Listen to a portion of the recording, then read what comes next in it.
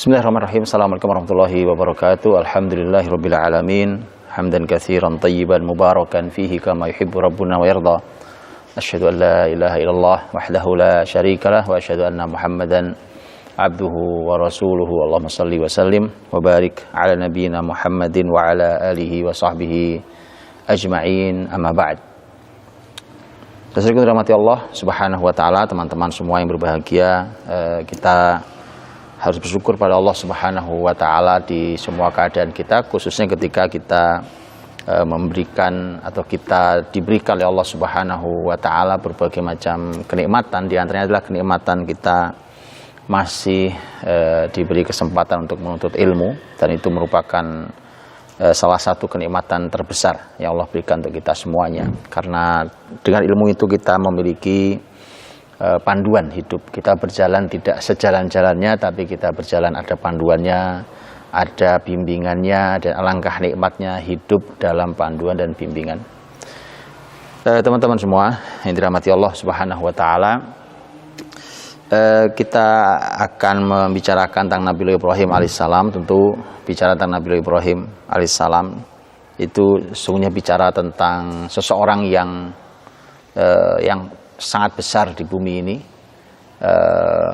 dan sebenarnya kita boleh memulai dari satu hal yang sangat akrab di kita, alhamdulillah, yaitu sholawat.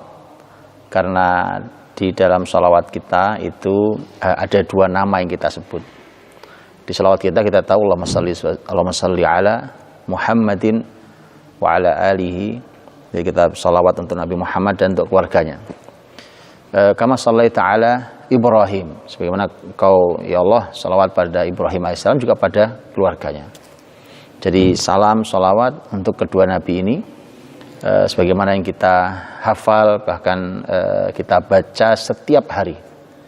Dan ternyata salawat untuk dua orang ini itu dikarenakan ada beberapa hal. Mengapa dari sekian banyak makhluk yang Allah ciptakan, kemudian dari makhluk itu dipilihlah manusia, dari manusia itu dipilihlah para nabi dan rasul sebagai level paling tinggi, kemudian di antara para nabi dan rasul dipilihlah para ulul azmi minar rusul, kalangan ulul azmi, dan di atas ulul azmi minar rusul itu ternyata ada dua nama ini. Dan dua nama inilah yang Allah abadikan sampai hari kiamat. Sepanjang muslim masih ada, maka dua nama ini selalu mendapatkan sholawat dan doa dari kita.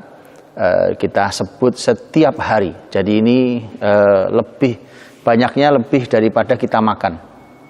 Kalau kita makan ada yang bilang 3 kali sehari atau berapapun sehari, bayangkan kita bersholawat itu jelas lebih banyak daripada kita makan.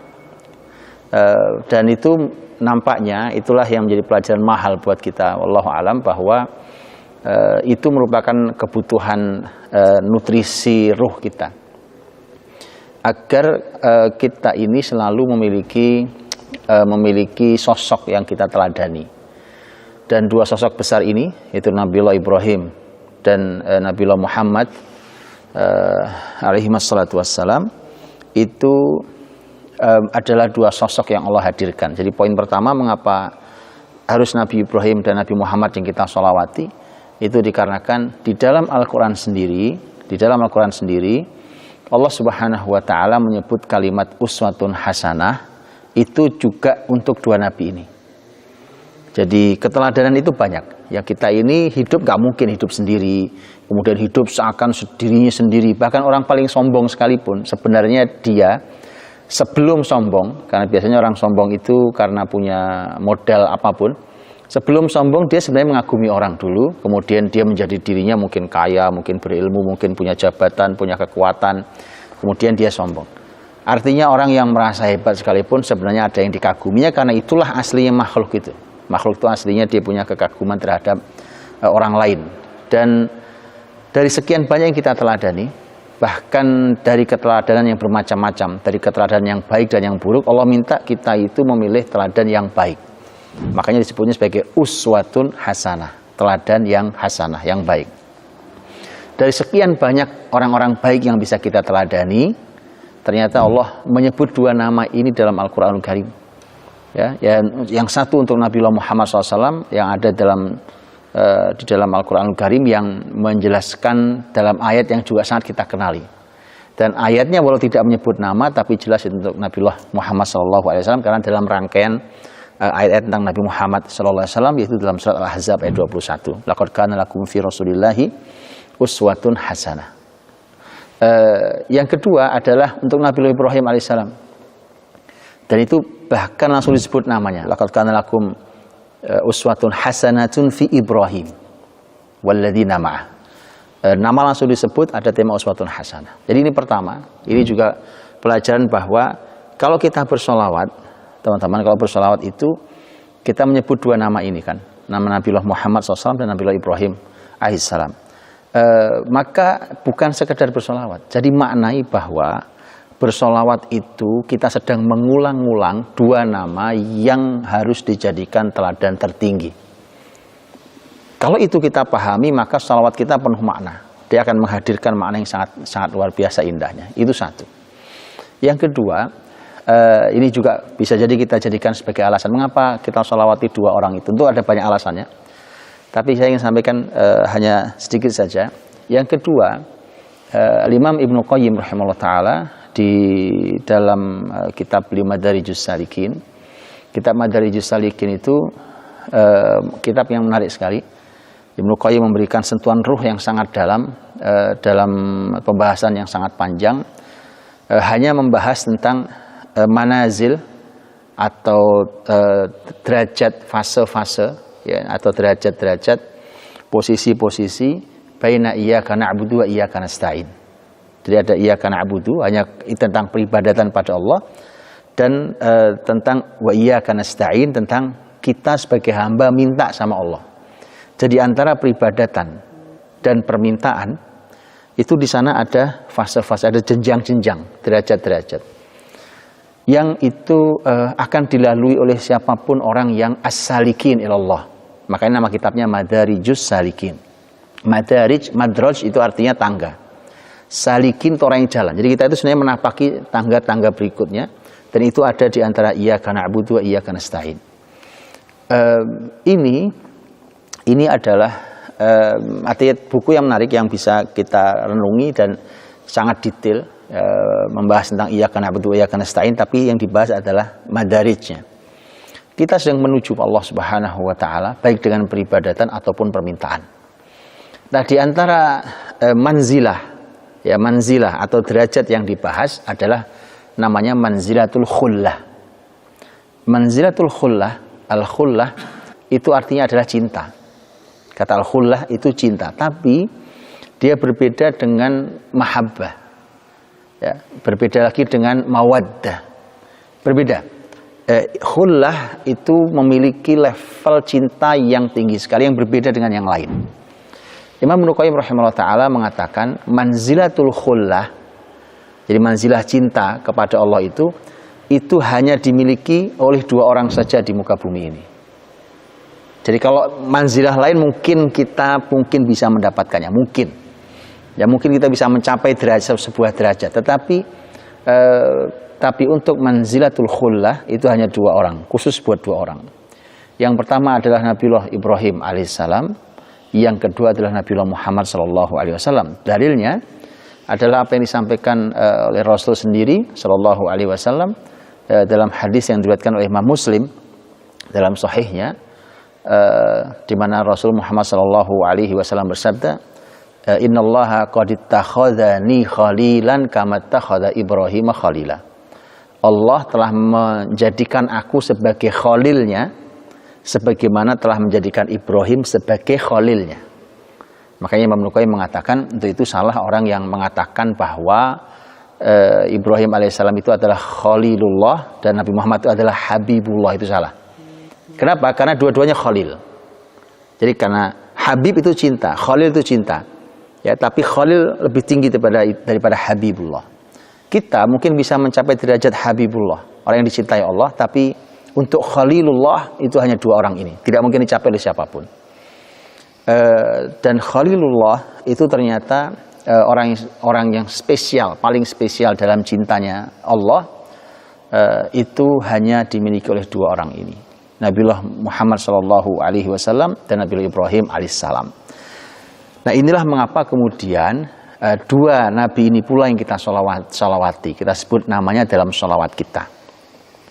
Kemudian juga kalau kita melihat bahwa antara Nabiullah Ibrahim alaihissalam dan Nabiullah Muhammad SAW itu adalah dua nabi yang agama dan kenabian itu punya keunikan dalam hubungannya di antara dua nabi mulia ini. Nabiullah Ibrahim alaihissalam itu disebut sebagai Abul Anbiya. Abul Anbiya. Para ulama mengatakan nabi-nabi yang kisahnya disebut di dalam Al-Quran itu hanya ada 8 nabi yang bukan nasabnya Ibrahim alaihissalam. Sisanya semua nasab Nabiullah Ibrahim alaihissalam.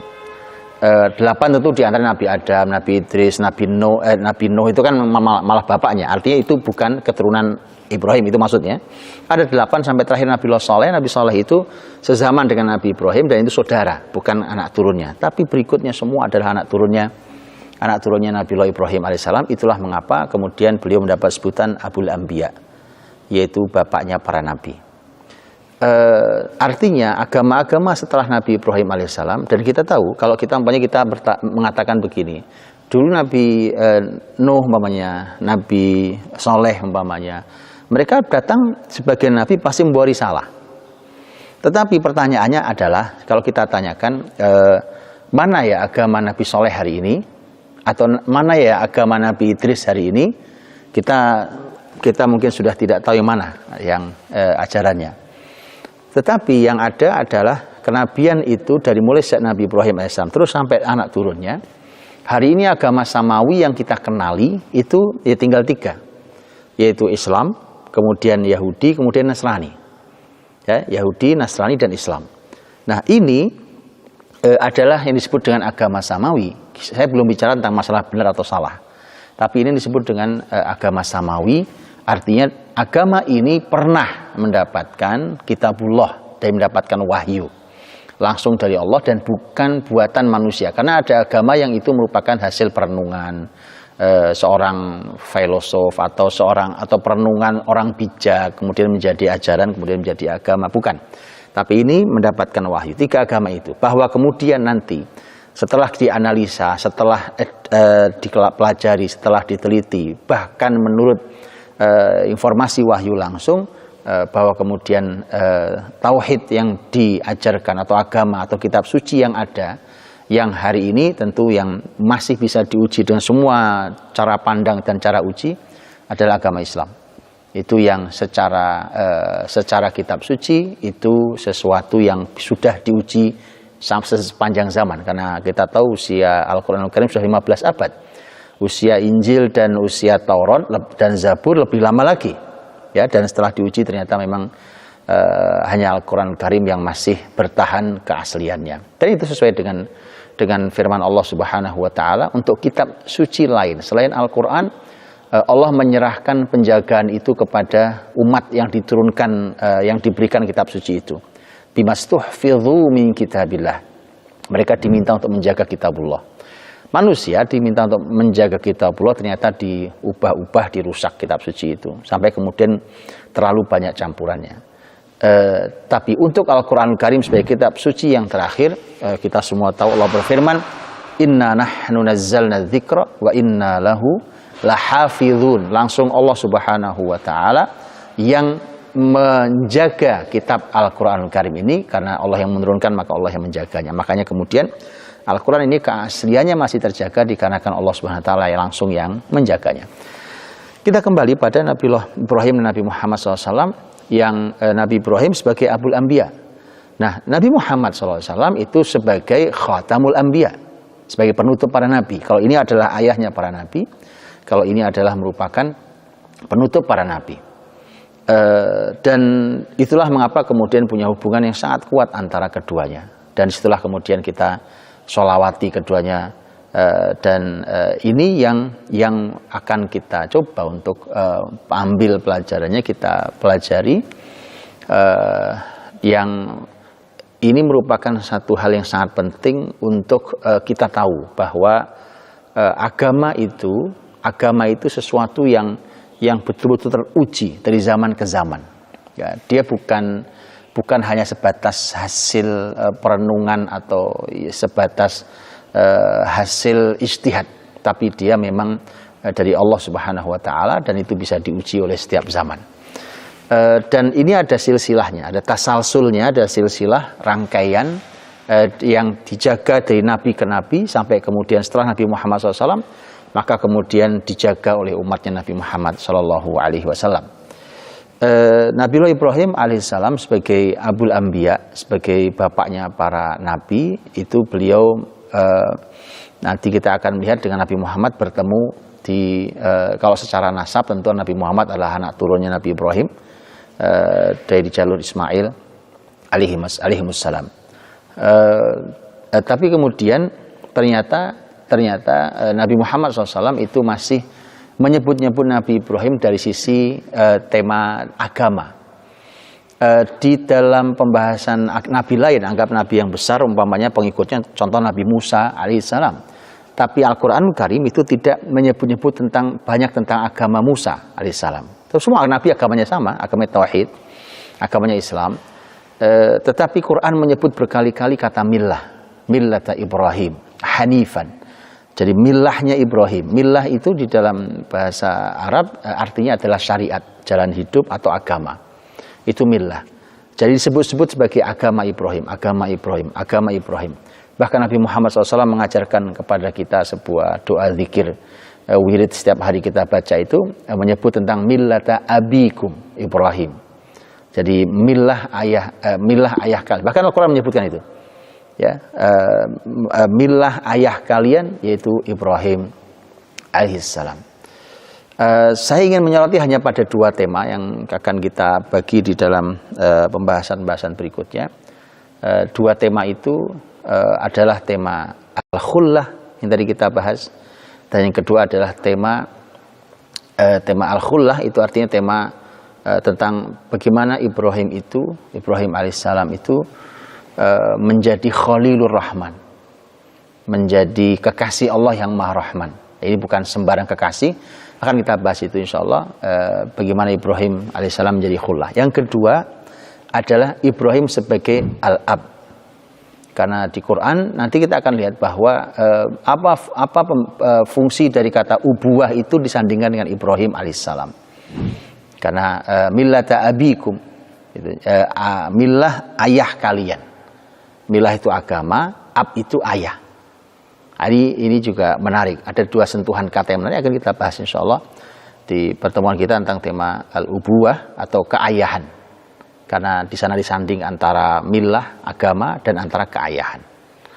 Dua hal yang juga sangat menarik. Maka teman-teman baik yang dirahmati Allah Subhanahu wa taala, yang paling penting yang kita ambil di pembahasan kita kali ini adalah masalah tadi, bahwa sholawat itu kalau saja kita sholawati kedua nabi ini dengan kesadaran hati seperti itu, bahwa mengapa hanya dua orang ini disebut dari sekian banyak orang baik di muka bumi ini, mengapa yang kita sholawati adalah dua orang ini secara khusus yang diajarkan Nabi Muhammad, yang kita sebut dengan sholawat Ibrahimiyah itu, mengapa seperti itu? Kita sudah bahas tadi bahwa kalau kita dalami dengan cara itu, maka kita akan bisa merasakan kedalaman makna sholawat ketika kita mengucap sholawat itu. Dan kemudian yang berikutnya adalah bahwa ada manzilah yang khusus buat di manusia ini yang tidak dicapai kecuali hanya oleh dua orang itu, yaitu posisi manzilah al-khullah, yaitu cinta. Yang cinta itu insya Allah akan kita bahas di pertemuan berikutnya, akan menjadi panduan buat kita. Setidaknya kita punya teladan tertinggi, dan kemudian di keteladanan itulah di batas yang mungkin kita tiru, kita akan menirunya. Saya kira itu Allah bisa, mudah-mudahan kita bisa dipertemukan Allah SWT di pertemuan berikutnya untuk membahas lebih dalam tentang Ibrahim alaihissalam sebagai Abul Anbiya, sebagai bapaknya para nabi, sebagai abukum, sebagai ayah kalian, dan juga Ibrahim alaihissalam sebagai Khalilur Rahman, sebagai kekasih Allah yang Maha Rahman. Wallahu ta'ala alam bisawab. Assalamualaikum warahmatullahi wabarakatuh.